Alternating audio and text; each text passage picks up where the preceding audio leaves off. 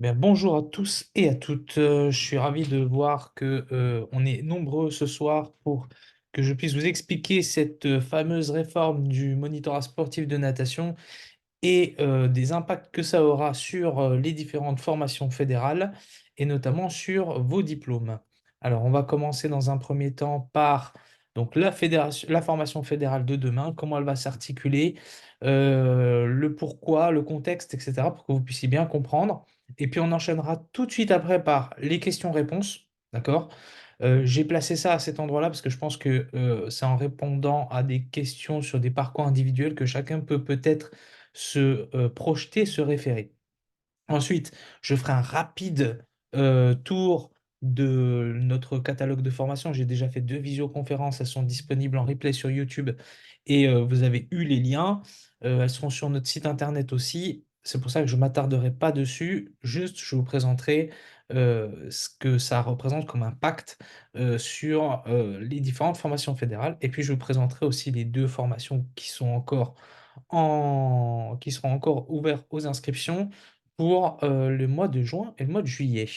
Si vous êtes tous d'accord avec ça, on attaque. Alors, la formation fédérale de demain, donc il faut comprendre qu'on est dans un contexte particulier.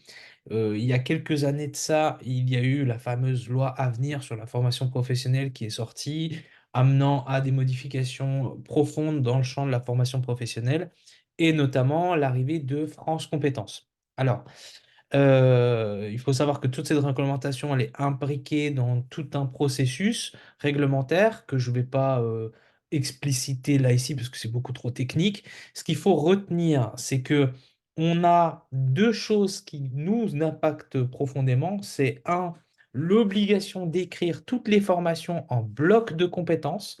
Donc, il n'y a plus d'unités capitalisables dans les formations professionnelles. Toutes les nouvelles formations professionnelles sont écrites en bloc de compétences. Et puis, le deuxième impact, c'est que France Compétences et le législateur ne reconnaît plus d'équivalence entre les diplômes fédéraux et les diplômes professionnels. Il faut, pour qu'il y ait équivalence, que les 2 diplômes soient inscrits aux 2 registres nationaux, c'est-à-dire le répertoire national des certifications professionnelles, le RNCP, ou le répertoire spécifique. On ne peut pas écrire n'importe quelle formation sur ces registres s'il y a un cadre à respecter et ce cadre, vous vous en doutez, il est très contraignant. Le moniteur sportif de natation étant un titre à finalité professionnelle inscrit au RNCP, il a une durée de vie. Cette durée de vie étant dépassée au mois de juillet 2024, le nouveau monitorat sportif de natation arrive en juillet 2024. En revanche, le BPGEPS, lui, il arrive au 1er janvier 2025.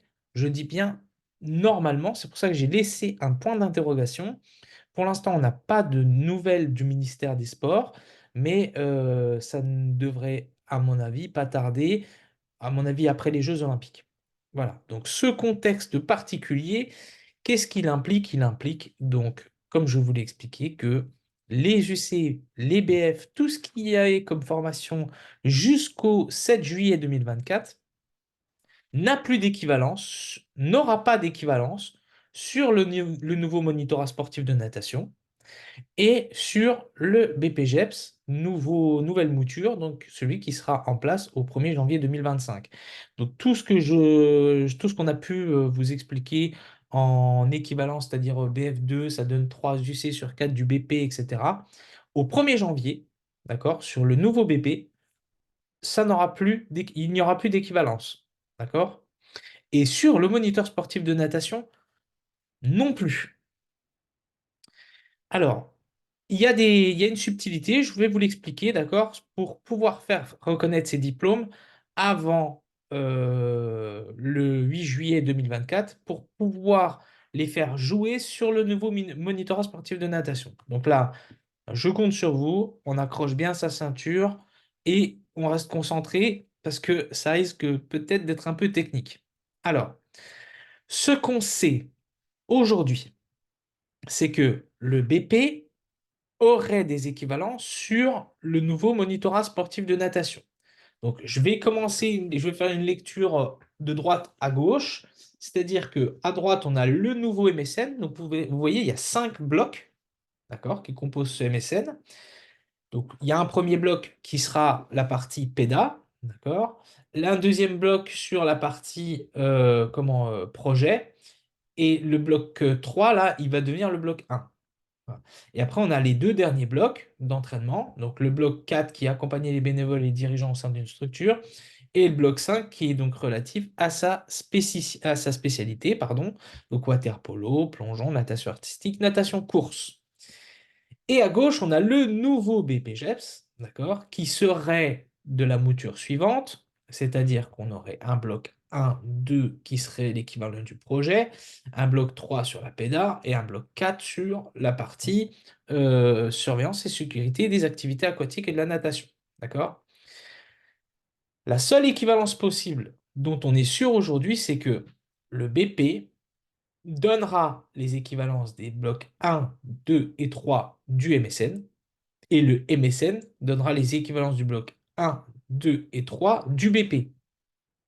Donc tous ceux qui sont dans une réflexion de réaliser un parcours professionnalisant devront se caler sur le MSN dans un premier temps et ensuite sur le BP ou sur le BP directement pour ensuite aller chercher le MSN. La nouveauté, c'est que comme il n'y aura plus de formation fédérale qui sera, entre guillemets, équivalent par rapport au BP ou au MSN, il y aura des nouvelles formations fédérales. Ces nouvelles formations fédérales, elles donneront des allègements, d'accord, mais ne dispenseront pas des certifications. Je m'explique. Vous faites ces fameuses nouvelles formations fédérales. Ces formations, elles font à peu près 45 heures. Ces 45 heures-là, nous, au positionnement, on vous allégera d'une partie des blocs, du bloc 1, la partie PEDA notamment. OK? Mais par contre, vous devrez faire la certification. Je vous l'ai dit tout à l'heure, les deux diplômes qui nous serviront de référence pour la professionnalisation, ce seront les suivants, le BP et le MSN. Donc, moi, je me suis concentré sur les voies d'accès au MSN parce que les voies d'accès au BP, elles sont celles qu'on a aujourd'hui, c'est-à-dire BP complet, à bac, 1 an de formation, 600 heures de formation, cours tous les jeudis, vendredis. OK?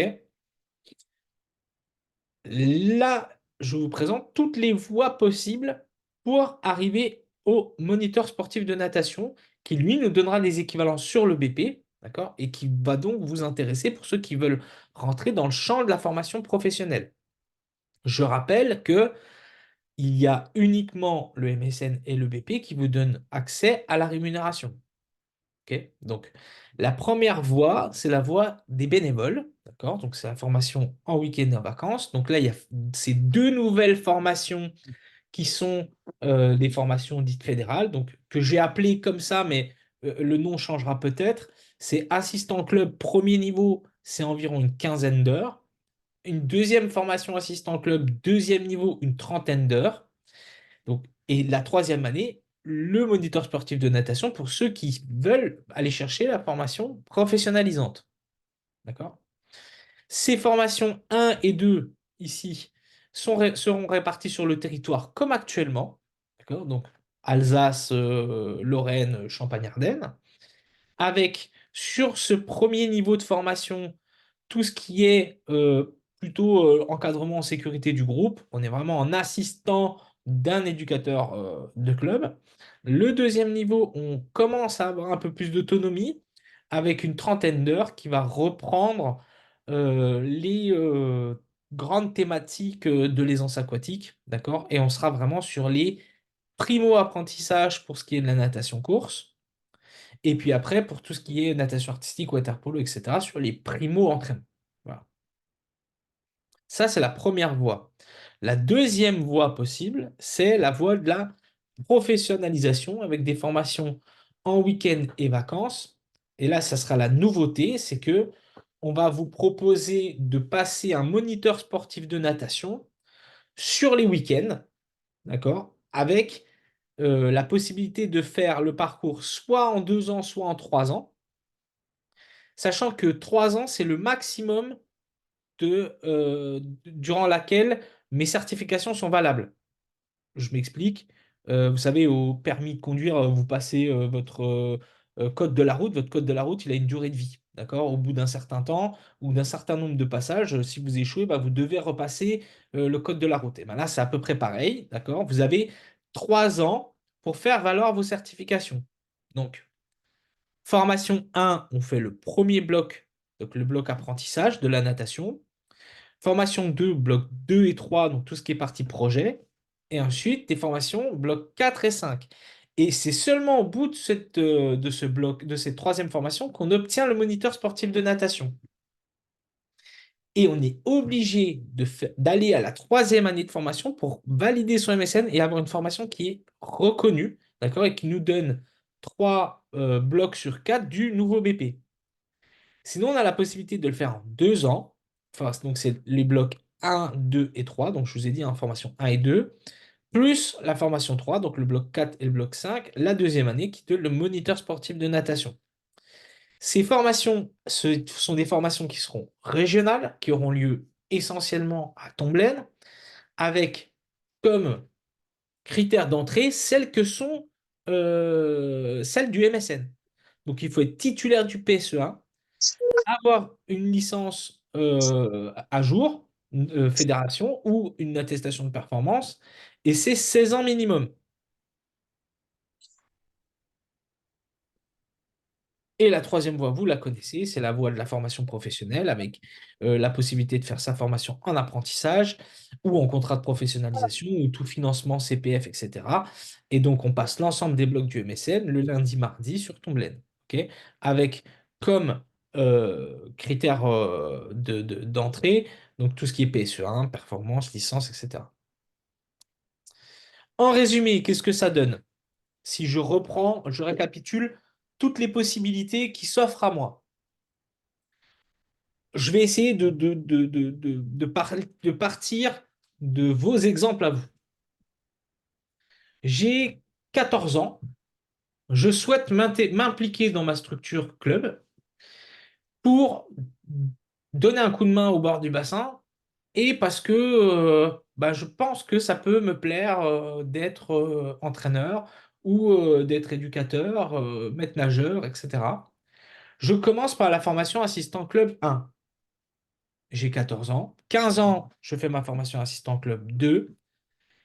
16 ans, je rentre sur le MSN, donc le MSN que je vous ai présenté ici, là, avec les fameuses possibilités de faire soit en première, soit 1, 2, 3 ans, soit en 2 ans.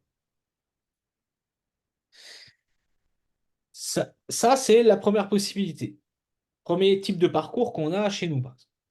Deuxième possibilité, je suis au lycée. euh, j'ai envie de devenir entraîneur de natation. Ok. Je sais que c'est ça que je veux, que c'est ça qui m'intéresse, que je veux faire ça. Je rentre directement sur le MSN. Et après, je vois éventuellement pour rentrer sur le DEGEPS. OK? Troisième type de parcours qu'on a ou qu'on rencontrait sur les formations fédérales, des personnes qui sont en reconversion professionnelle, d'accord? Et qui ont un doute sur le choix de cette branche-là, de cette branche. Ceux qui ont un doute du choix de la branche, je les invite à passer les formations assistant club 1 et 2. Ceux qui n'ont pas de doute, on rentre au MSN avec la possibilité d'aménager son parcours en 2 ou 3 ans, en réalisant ces formations le week-end et durant les vacances scolaires. Troisième possibilité, je suis convaincu que c'est ça que je veux exercer ce métier d'entraîneur, d'accord? Je vais directement sur le MSN et ensuite sur le DEGEPS pour ceux qui le souhaitent. Pour ceux qui voudraient aller chercher des équivalences sur le BPGEPS, etc., pour pouvoir, par exemple, durant leurs études, avoir un diplôme professionnalisant et aller faire des missions, dans des structures. Et ben dans ce cas-là, si j'ai 16 ans, je rentre au MSN et je fais ce fameux parcours 1, 2 ou 3 ans. D'accord? Si j'ai moins de 16 ans, je rentre directement sur les formations assistant club 1, assistant club 2, d'accord, qui sont celles-ci. Voilà. Et ensuite, donc formation 1, formation 2. Et ensuite, je rentre sur le MSN, la troisième année, avec la possibilité de faire ma formation soit en 1, soit en 2, soit en 3 ans. Soit le week-end, soit en semaine.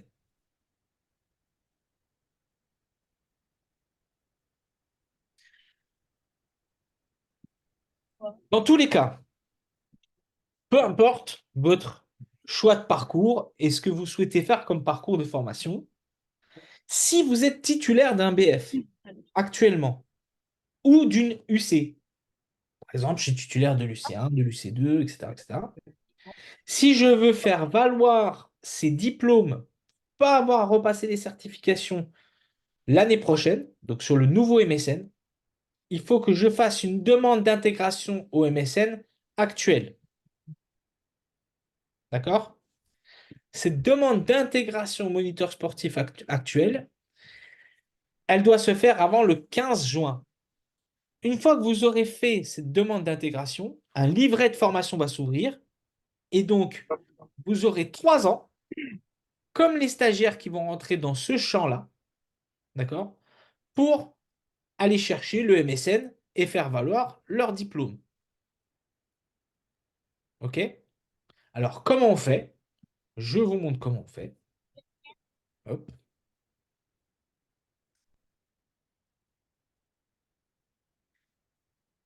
Donc, c'est une animation réalisée par la fédération. Donc, vous avez acquis une UC, DBF, voilà, ou un BF. Il faut que vous intégriez le moniteur sportif de natation parce que le texte réglementaire du MSN change après cette date. Pour ça, il faut que je respecte les conditions d'intégration au MSN. Donc, les conditions d'intégration au MSN, c'est avoir au moins 17 ans, être licencié à la fédération, être titulaire du PSE1, être titulaire du BNSSA ou satisfaire un test de sécurité et avoir soit un niveau de performance régional ou 2 années de licence consécutive. Si je respecte ces conditions d'intégration, je m'enregistre par le biais du questionnaire en ligne, que je vous enverrai à la suite. Je dépose les preuves du respect de ces conditions sur la plateforme Claroline, qui est la plateforme qui permet d'enregistrer cela, et je valide. OK? Si vous avez des renseignements, vous pouvez toujours m'appeler, d'accord? Mais je vous enverrai le lien. De toute façon, le lien il sera disponible sur notre site internet. Je reviens sur mes différents diplômes. Donc, je reviens un tout petit peu en arrière. Donc, je répète, là, si je remets BF1, BF2, UC1, 2, 3, etc., et que je veux valider mon MSN, je rentre sur le MSN. Là, je complète le document fédéral.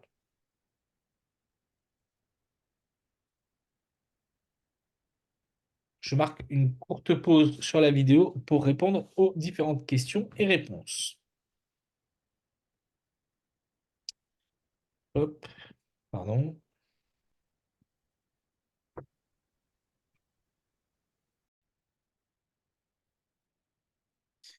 Donc, je rebondis par rapport donc, aux formations professionnelles qu'on propose. Donc, je vous ai expliqué, on a donc les deux BP qui ont lieu. Donc, je remets un coup d'informations par rapport au BPGEPS. Donc, pour les titulaires du BF2, formation de septembre à décembre. Donc, dernière possibilité, dernière chance pour les titulaires du BF2 de venir chercher ce diplôme allégé, on va dire. Le monitorat sportif de natation avec deux parcours possibles, le parcours, on va dire, formation professionnelle le lundi, mardi à Tomblaine en apprentissage, avec la possibilité de faire cette formation sur toutes les disciplines, water polo, natation artistique et plongeon au niveau national, et ce fameux parcours en 3 ans. Donc l'année prochaine, on ne mettra en place que les blocs 1, 2 et 3 pour cette année, sauf s'il y a beaucoup de BF2 qui s'inscrivent pour cette formation l'année prochaine et qui voudraient venir chercher les blocs 4 et 5. Voilà. Donc formation à Tomblaine de septembre à mai ou de septembre à juin. et le DEGEPS avec comme nouveauté cette année la possibilité de faire son DE dans les trois disciplines, donc natation course, water polo, natation artistique, avec une formation water polo au niveau national en partenariat avec le top 3 actuel, donc c'est-à-dire Marseille, Strasbourg et Cercle 93 et l'équipe de France de water-polo et un parcours natation artistique avec un UC3 qui sera en fait un BF4, voilà, qui sera compris dans son parcours DEGEPS et qui se fera au niveau national.